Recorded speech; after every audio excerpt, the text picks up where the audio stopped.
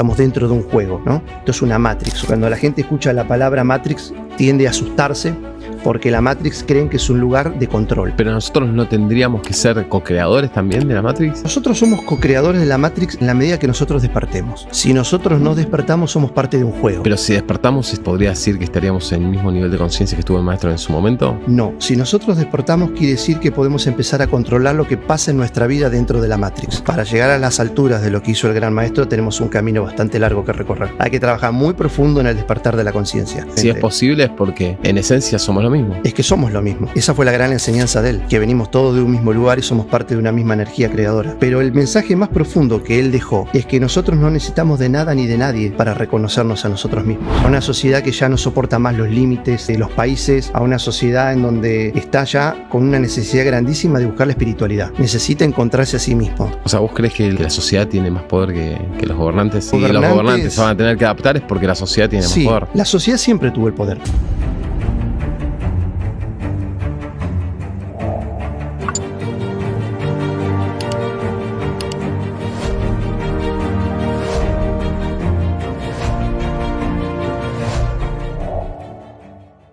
Bueno, Gerardo, bienvenido. ¿Cómo estás? Muy bien, muchísimas gracias por la invitación. Muy amable. Che, no sabía que habías escrito un libro, Su camino hacia la iniciación. Ahora le pido a cámara acá que tome. ¿De qué trata este libro? El libro de Napoleón Bonaparte, bueno, como recién te comentaba fuera de cámara, la facilidad esta de viajar en cuerpo astral, como se le dice hoy en día, ¿no? ¿Qué es eso? Viajar en cuerpo astral es lo que hacemos cada uno de nosotros todas las noches, cada vez que nos vamos a dormir. Es cuando el alma o el espíritu o nuestra conciencia se desprende del cuerpo físico y vamos a este maravilloso mundo que se le llama los sueños. Claro. La gente normalmente llama el mundo de los sueños. ¿Por qué? Porque cuando nos volvemos a incorporar en nuestro cuerpo a la mañana, no tenemos prácticamente recuerdos de qué fue lo que pasó durante toda la noche. Y si tenemos recuerdos, son muy pequeños y enseguida se nos van, ¿no? Sí. Entonces, existen algunas personas que tenemos la capacidad de movernos conscientemente en este mundo y de traer durante la noche todo el recuerdo de lo que se vivió al cuerpo físico cuando nos despertamos a la mañana. ¿Qué solemos hacer en la noche? Bueno, el mundo astral o el mundo de los sueños o este maravilloso mundo electrónico, como estoy contando yo últimamente, es un plano de programación. Es un plano al cual nosotros vamos, nos programamos durante la noche para todos los eventos que van a venir durante el día siguiente o los días que van a venir más adelante.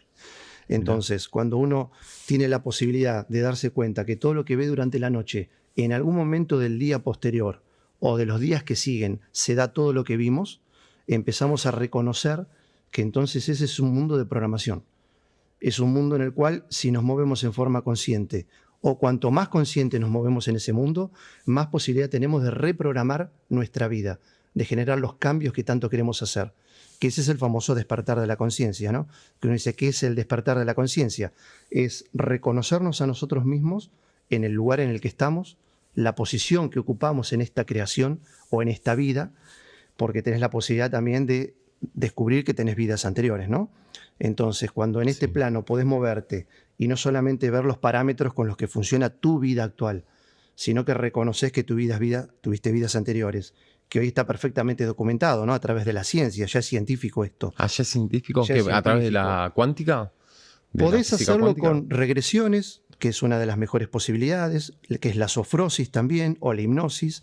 Tenés la posibilidad de hacer cartas astrales, en donde te salen también las vidas anteriores. Y es muy interesante cómo vos vas viendo que realmente todo lo que pasa hoy en tu vida es producto no solamente de cosas que te sucedieron en la niñez, sino de cosas que vienen mucho más atrás en el tiempo. Y ahí te vas dando cuenta de la razón de por cuál estás en tal familia, con tal amigo, con tal madre, con tal padre, con los hijos, con amigos y demás.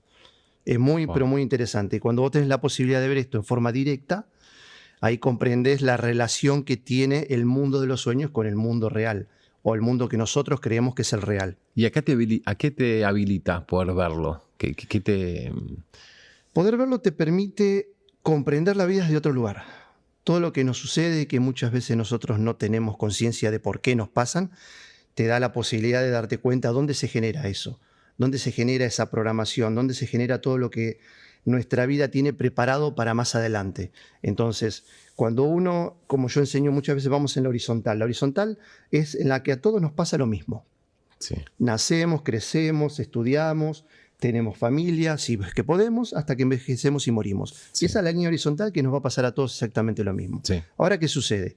Las personas que pueden trabajar sobre sí mismos, que trabajan sobre su propio despertar o su propio autodescubrimiento, se dan cuenta que pueden generar cambios en su vida. Entonces vos tenés dos formas de generar cambios en tu vida, por dolor o por conciencia. Por dolor es cuando en tu vida empiezan a aparecer un montón de signos que te van preparando para decirte tenés que generar un cambio y vos no escuchás eso. Esa voz interior que te va diciendo que tenés que generar un cambio, que es importante que en tu vida ingresen parámetros totalmente distintos. Cuando uno no escucha eso, se empieza a chocar con un montón de situaciones. Situaciones que por lo general causan mucho dolor. Entonces, cuando uno se cansa de tener tanto dolor en su vida, dice, alto, yo no puedo seguir viviendo así, tengo que generar un cambio en mi vida, no quiero estar más así. Entonces uno empieza a buscar ahí la razón de por qué sucede lo que sucede en mi vida. ¿Por qué a través del tiempo tengo tanto dolor o incomprensión? Porque generalmente la incomprensión es lo que te causa dolor. Cuando uno algo no lo comprende, automáticamente lo rechaza. Y cuando lo rechaza, sucede algo que es estar fuera de mi círculo de confort o mi zona de confort. Sí. La zona de confort yo la divido en tres, que yo los llamo círculos mágicos. El primer círculo mágico es tu primer zona de confort. Generalmente es tu entorno familiar. Sí. En el que vos te criaste, creciste, ¿no? Con tus padres, tus madres, tus hermanos. Tus primos y amigos más íntimos. Esa es la primera zona de confort. Esa es la zona con la cual nosotros crecemos, nos habituamos a esa forma de vida y dentro de esa zona de confort nos imparten todo el conocimiento que tenemos, ya sea religión, etcétera. Todo lo con lo que nosotros crecemos y son parámetros que te forman para el resto de tu vida. Claro. Por eso es tan importante la educación en la familia. La primera educación tiene que ser dentro de la familia, no en el colegio. Hoy, ¿qué hacen? Los colegios lo que hacen es adoctrinar. En lugar de educar, te adoctrinan. Te dicen cómo tenés que pensar, cómo tenés que sentir, cómo tenés que ser para formar parte de la sociedad. Pero llega un momento en tu vida en el cual vos empezás a chocarte con un montón de parámetros que no son los parámetros con los que vos fuiste construido. Vos, como persona, como individuo, viniste con una programación, con algo que tenés que hacer en esta vida. Si vos a lo largo de tu crecimiento no escuchás esa voz interior que te va diciendo para dónde tenés que ir, empiezan a saltar programaciones externas a vos que te van diciendo no, para acá no, para allá, no, para allá no, para acá.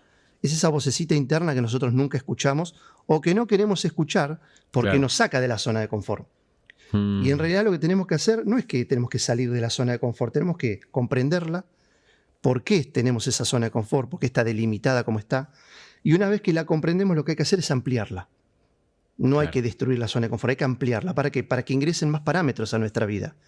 Ahí es donde generamos los cambios, ahí es donde empiezan a entrar personas nuevas. Claro, es incómodo ampliarla. Es incómodo, ¿por qué? Porque el ser humano reacciona por costumbre, trabaja por costumbre, se mueve por costumbre. Cuando vos haces todo lo que haces todos los días en tu vida es porque estás acostumbrado a algo. Y cuando vos te acostumbraste, tratás de hacerlo de la mejor forma posible. O lo acomodás para que cada vez te salga mejor. Pero cuando algo trata de sacarte de la forma en que vos estás estructurado para vivir, para pensar, para sentir, para amar, sentís que algo adentro se desgarra. Hay algo adentro que ya no te está haciendo sentir bien ese cambio. Pero si nosotros nos pusiéramos a pensar y a tratar de comprender que el cambio siempre es bueno y que cuando el cambio llega, si bien no lo comprendemos, que tenemos que tratar de hacerle lugar. Que ese cambio entre a nuestra vida. Y es donde trabajamos con la conciencia. Claro. Ese es el famoso trabajo de la conciencia. Hablando de estructuras, te escuché decir en algún momento que, hablando de Jesús, y que no fue crucificado. ¿Puede ser? Puede ser. Puede ser. ¿Cómo es eso? Bueno, ahí vamos a ahondar muy profundo. El tema de los viajes astrales no solamente me permitió escribir ese maravilloso libro, porque me permitió reconocer muchísimas vidas anteriores mías. A mí me pasó que desde los 3 años, 4 años, tengo recuerdo absolutamente de todo. Por poder moverme dentro de estos mundos internos, que se llaman los mundos internos o los mundos sutiles, te permite, por ejemplo, moverte en tiempo-espacio. Entonces vos adquirís las claves para ir a determinados lugares o para ir a una biblioteca totalmente distinta en donde vos decís, bueno, yo ahora quiero estudiar esto, quiero estudiar esto. Tratando de hacer ese tipo de cosas desde muy pequeño me encontré con esta vida, una vida anterior muy particular mía, que se dio en la isla de Santa Elena en el año 1800. En esa isla en Santa Elena, que es donde fue exiliado Napoleón Bonaparte, Sí. en 1815 yo era el capellán de esa isla. Mirá. ¡Qué Entonces, locura! ahí fui estudiando, profundizando esa existencia y me di cuenta de que había tenido una relación muy, pero muy particular con un ser tan o querido o odiado en la historia, ¿no? Porque Napoleón Bonaparte, yo siempre digo que no tiene medias tintas. Claro. O lo querés o lo odias. Sí. No es que más o menos te cierra o no te cierra. Tiene una personalidad tan especial, tan particular, y vino a hacer una tarea tan particular que o te sentís identificado con ese trabajo que él vino a hacer, o directamente lo rechazás. Que es lo que nos pasa a todos en nuestra vida. Sí, sí, sí. O hay algo Total. que me atrae o hay algo que me disgusta y por ende lo rechazo. Claro. Y cuando lo empiezo a conocer porque me atrae, cuando empiezo a descubrir que hay cosas que no me gustan, lo empiezo a rechazar de nuevo. Sí, total. Entonces la historia de la vida de cada uno de nosotros siempre da vuelta en el mismo lugar. ¿Y cómo llegaste a esa información? Bueno, esa Esto de información Jesús. justamente al poder yo volver cada noche o cada mañana sabiendo todo lo que hice durante la noche, tengo la facilidad de poder escribir y escribir y escribir todo lo que hago, todo lo que veo y todos los lugares donde voy a estudiar. Entonces, ¿qué hice? Cuando empecé a descubrir esta existencia, empecé a escribir. A escribir, escribir, escribir, y ahí fui dándome cuenta de por qué tenía que hacer este libro. Es un libro básicamente que te cuenta, a través de la relación del capellán, que es el protagonista principal del libro, con Napoleón Bonaparte, se cuenta una verdadera historia. La verdadera historia de Napoleón Bonaparte. ¿Por qué? Porque en esos 7 años de exilio, donde Napoleón no tenía a dónde ir y donde él pensaba que iba a morir en esa isla, Sí. lo único que pudo hacer es abrirse ¿con quién? Con el ser más espiritual que encontró en la isla, que era el capellán. Y como el capellán en esa época era un gran iniciado, porque el capellán a su vez ya tenía también recuerdo de vidas anteriores y demás, Sí. pudo descubrir quién era el ser que estaba dentro de Napoleón Bonaparte, el verdadero ser, el que cada uno de nosotros tenemos en nuestro interior. Y trabajar sobre él y ayudarlo a recopilar la información más importante de su vida. Y ahí fue donde Napoleón se abrió a este ser, al capellán, y le contó una historia maravillosa que no está contada en ningún lugar, que no es la verdadera historia que está en los libros. De Jesús. No solamente de Jesús, sino de lo que fue la vida de él, de Napoleón Bonaparte. ¿Y cómo fue? ¿Qué contó? Bueno, a través de abrirse, o sea, uno cuando se siente cómodo con alguien o en un lugar, lo primero que hace es empezar a abrir su juego. Abrir su juego es decir, o mostrarse como realmente soy. Porque yo siento que con estas personas no tengo nada que esconder.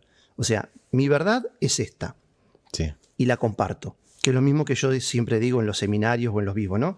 Yo comparto mi verdad.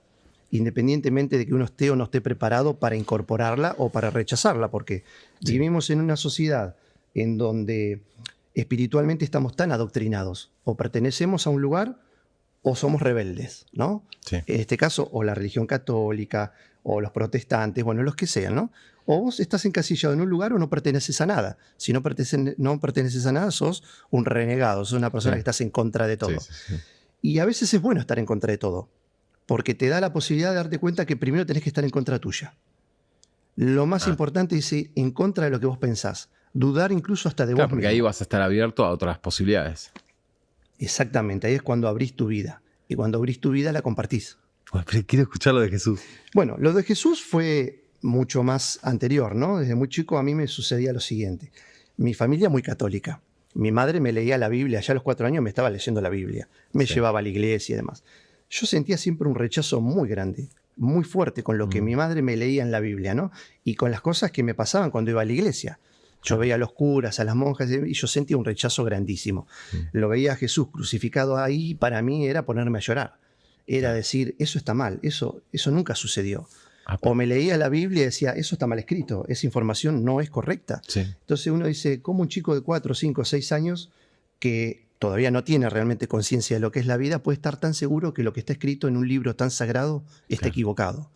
Ahí es donde empezamos a trabajar en lo que es la conciencia, ¿no? Entonces, bueno, gracias a tener esta posibilidad de moverme en estos mundos, es que pude ir y accesar información de vidas anteriores mías.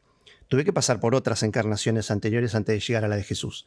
Sí. Así fue que me di cuenta que en la época del Gran Maestro yo había vivido también y había desempeñado un papel, un rol Wow. importante en la vida del Maestro. ¿Cuál? Como por ejemplo cuando vos lees Caballo de Troya.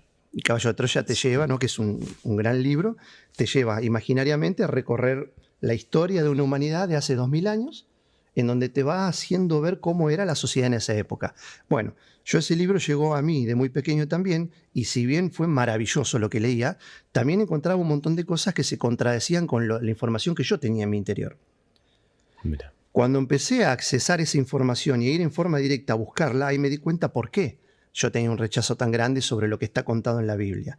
Ahí me di cuenta de que la crucifixión del maestro no había sido verdad, que estaba tergiversada, que no era la crucifixión del maestro lo que nos mostraban, que la vida del maestro no es un carpintero, como por ejemplo nos enseñaron, que él era un carpintero, que José era un carpintero, Sí. venían de una familia muy bien acomodada, adinerada, venían de una estructura muy, muy bien formada ya de los eseños, los antiguos eseños.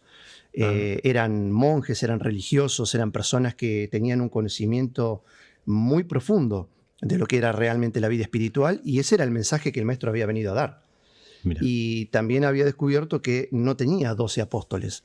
Él no vino con 12 apóstoles, vino con un grupo de trabajo. Él tenía su equipo de trabajo. Fue una encarnación planificada, muy bien planificada durante mucho tiempo, para que el maestro pudiera venir, dar el mensaje y rodearse de todas las personas adecuadas que formen ese equipo de trabajo para protegerlo, para apoyarlo y para darle la seguridad. ¿Los milagros y todo eso habían ocurrido? Todos los milagros ocurrieron, todo, exactamente todo como está contado, y muchísimo más todavía, ¿no? Pero lo interesante es tratar de descubrir por qué el maestro podía hacer esos milagros. ¿Qué era lo que había sucedido en su vida, ¿no? O sea, ¿quién era realmente él? Bueno, eso es todo lo que estoy contando en el segundo libro. El segundo libro es donde... El primer libro, por ejemplo, una de las grandes conversaciones de Napoleón con el capellán, es donde Napoleón le cuenta a él que toda la gran mayoría de los lugares donde Napoleón pisó eran lugares donde había pasado el maestro. Mira. Y que Napoleón tenía un amor por Jesús tan grande desde muy chico, que él, cuando tuvo el poder para poder hacer lo que él quería, decidió ir a todos los grandes lugares donde el maestro había estado, porque sabía que en ese lugar iba a encontrar algo que le iba a permitir ir a otro lugar, y después a otro lugar, y después a otro lugar. Entonces fue maravilloso porque el capellán tenía el conocimiento de todas sus vidas anteriores y ya había reconocido quién era Napoleón. Y ya se habían reconocido juntos también en vidas anteriores. Entonces el capellán lo que hizo es dedicarse a escucharlo nada más y encontrar el momento adecuado para decirle: bueno, está perfecto todo lo que me venís contando. Ahora estás preparado para que yo te cuente algo más. Y ahí es donde el capellán empieza a contarle con mucho más profundidad quién era realmente el maestro, ¿no? Y eso se desarrolla en el segundo libro. El segundo libro es la continuación exacta del primero. Todavía no salió. No, lo estoy terminando de escribir en un par de meses.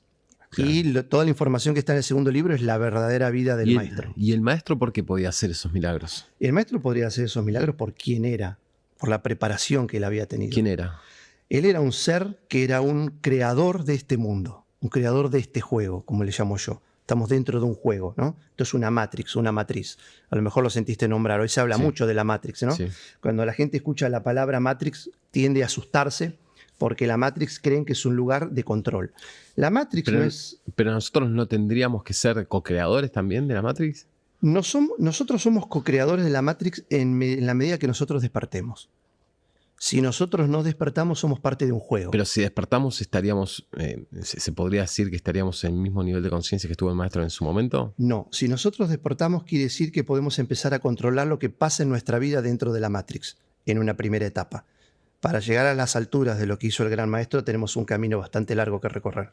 Hay que trabajar muy profundo en el despertar de la conciencia. Pero si se puede lograr, obviamente. Si es posible, es porque en esencia somos lo mismo. Es que somos lo mismo.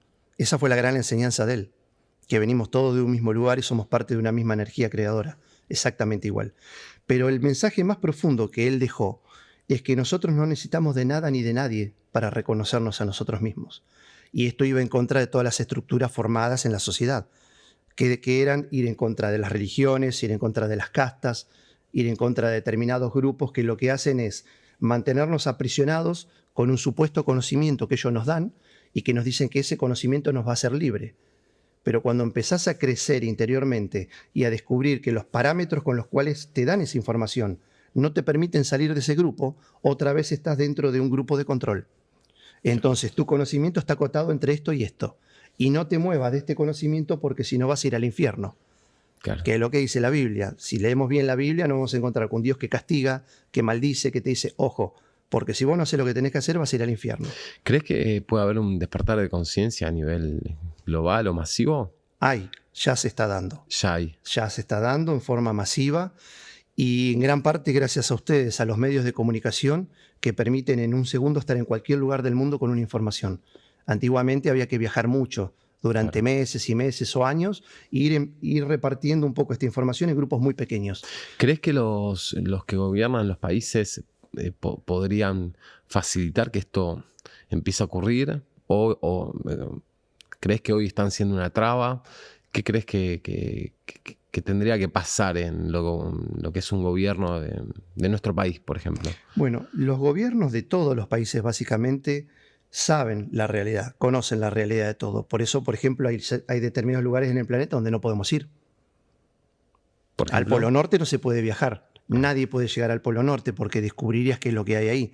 Al Polo Sur tampoco se puede ir. ¿Qué hay ahí? Bueno, ahí lo que tenemos es un centro electromagnético que es lo que controla todo este lugar, esta sala de juego en el que estamos, o este planeta, como lo ¿Y querramos los llamar. gobernantes lo saben? Lo saben absolutamente. Claro, Milei cuando ganó fue para allá, si no me equivoco. ¿O fue en la Antártida? Él estuvo en algún lugar, tienen cierto conocimiento, puede ir, pero van en forma secreta, no van en forma abierta, ¿no? La Bien. Antártida, por ejemplo, nadie puede ir. Vos de determinado paralelo hacia el sur no podés pasar, es imposible. Por eso hay un tratado antártico firmado por más de 60 países en donde todos están de acuerdo que a ese lugar nadie va a acceder. ¿Qué crees que va a pasar con la política? Lo que yo creo es que la política se va a tener que ir adaptando, quiera o no quiera, a esta nueva sociedad. A una sociedad que está despertando. A una sociedad que ya no soporta más los límites de los países. A una sociedad en donde está ya con una necesidad grandísima de buscar la espiritualidad. Necesita encontrarse a sí mismo. O sea, ¿vos crees que la sociedad tiene más poder que los gobernantes? Yo creo que Porque los si gobernantes... los gobernantes se van a tener que adaptar es porque la sociedad tiene más poder. Es que siempre... la sociedad siempre tuvo el poder. Apa, El tema es que al estar dormidos no nos damos cuenta y no lo reconocemos. claro. 50 personas, 100 personas o 200 personas no pueden manejar a una sociedad de 50 millones. Es imposible. Entonces el despertar es masivo y es exponencial. Una persona contagia a 2, 2 a 4, 4 a 8 y así sucesivamente. Hoy estamos viviendo un paradigma importantísimo que tenemos que aprovechar. Tenemos que aprovechar que la sociedad hoy tiene mucha necesidad espiritual. Entonces, ¿qué sucede? En dos cosas. Empiezan a aparecer las personas que aprovechan que la sociedad tiene necesidades espirituales y empiezan a darnos una información que no es la correcta. ¿Por qué? Porque ven una beta espiritual y ven una beta económica. Entonces empiezan a desarrollar sistemas para venderte información que a ellos les beneficia económicamente, pero a vos no te sirve realmente en tu vida. Entonces ahí es donde empieza la observación y el discernimiento, que es lo que yo enseño para el despertar de la conciencia. Observar primero todo lo que llega a nuestra vida. Y antes de emitir una decisión o una opinión sobre algo, lo analizo en mi interior, lo busco en mi interior. Voy a buscar esa voz que siempre dejé de lado y que no escuché, y esta vez sí voy a empezar a escucharla. Porque cada cosa que llega a mi vida me causa una sensación. Claro. O buena o mala, o linda o fea. Entonces, ¿qué hago? Primero lo que hago es analizar qué está pasando en mi vida y por qué esta información me causa la sensación que me causa. Claro. Que puede ser agradable o no. Nosotros, por lo general, cuando viene algo agradable a nuestra vida, no lo analizamos. Simplemente lo disfrutamos. Sí. Pero las cosas agradables también traen una enseñanza. Entonces tenemos que comprender que no solamente hay que analizar lo que no nos gusta, tenemos que analizar lo que sí también nos gusta, Claro. porque es todo parte de una balanza. Total. El conocimiento siempre se divide en dos. A lo largo de la historia siempre se dividió en dos. Lo bueno o lo malo. Las blancas nunca juegan solas, dice el dicho, ¿no? Claro. Juegan con las negras. Entonces quiere decir que en el medio está el verdadero conocimiento. En este despertar de conciencia, ¿cómo ves a la sociedad? ¿Cómo se vería la sociedad? ¿Qué prácticas tendría de acá a unos años? ¿Cómo se vería la evolución? En lo cotidiano? Bueno, nos vamos a dar cuenta por la tecnología. La tecnología es lo que marca el punto en el cual se encuentra la sociedad. Y ahí nos encontramos con otro problema. ¿Por qué? Porque la tecnología no es ni buena ni mala. Como nada en la vida es bueno ni malo, sino como nosotros lo usemos. Total. Cuando nosotros comprendemos que la tecnología está para organizarnos la vida, para hacer que nuestra vida sea mucho más fácil, como por ejemplo hoy la inteligencia artificial. Antiguamente, para poder hacer, no sé, un trabajo de 1000 páginas estábamos 2 años. Hoy la inteligencia artificial nos ayuda a hacerlo en 1 hora. Claro. Entonces, cuando la tecnología está de nuestro lado y la utilizamos, ¿para qué? Para que nuestro tiempo reditúe en nuestro beneficio, podemos empezar a utilizar o racionalizar mejor el tiempo de nuestro día para cosas que a nosotros nos interesen. Claro. Como por ejemplo, hacernos cada vez más sabios. ¿Por qué? Porque en un primer momento llega a nuestra vida un conocimiento, pero el conocimiento no te da sabiduría. Lo que te da la sabiduría es cómo vos utilizás ese conocimiento. Claro. Y para aprender cómo utilizarlo tenés que usar la conciencia. Cuando vos empezás a interponer la conciencia entre lo que llega del exterior y lo que sale de tu interior, empezás a purificar ese conocimiento o esa energía. Y ahí te vuelves una persona más ubicada, una persona más transparente, una persona más aplomada. Empezás a ver las cosas de otra forma. ¿Vos crees que eso ya está empezando a pasar? Sí, eso ya viene pasando hace muchísimo tiempo, pero ahora con más velocidad, justamente por los medios de comunicación. Claro. Hoy la gente puede acceder a lo que quiera en cualquier lugar del mundo en un segundo. Lo importante es aprender a discernir qué información es la que yo necesito y qué información está para distraerme. Pero por un lado hay gran parte de la sociedad que cada vez está más dormida y hay gran parte de la sociedad que cada vez está más despierta. O sea, está pasando las dos cosas al mismo tiempo. Se está empezando no. a dividir la paja del trigo, como dice la Biblia. Claro. Se empieza a ver cada vez con más fuerza las personas que realmente están haciendo un trabajo interior y las personas que están abocadas más a la parte material, por decirlo de alguna manera. No porque la parte material sea mala, pero cuando vos empezás a organizar tu energía en tu interior, no solamente cambia tu vida, desaparecen hasta tus enfermedades, por arte de magia. Ese era el gran trabajo que hacían los esenios, y ese es uno de los grandes trabajos que vino a dar el gran maestro. Tremendo. Gerardo, fue un placer tremendo en lo que andás. Ahora, ¿para dónde viajás? Ahora estamos el 15 viajando a Colombia. Mirá. Y para 15 de fines de mayo. octubre. 15 de mayo hasta el 20 de mayo Colombia, toda una semana de seminarios y de trabajos. Está agosto, estamos definiendo México, y octubre, noviembre, fin de octubre, 1 de noviembre, si Dios quiere, España. Barcelona, Madrid y Valencia. Y bueno, de ahí veremos qué nos depara el destino. Te están esperando allá. Están esperando, están esperando. Qué lindo. Gracias a Dios. Gerardo, gracias por venir. Muchas gracias por tu invitación. Bueno, y gracias por acompañarnos, siempre buscando ver las cosas de distintos lugares, expandiendo nuestra conciencia, viendo nuevas posibilidades, rediseñando quiénes somos y quiénes podemos ser. Así que bueno, gracias y nos vemos la próxima.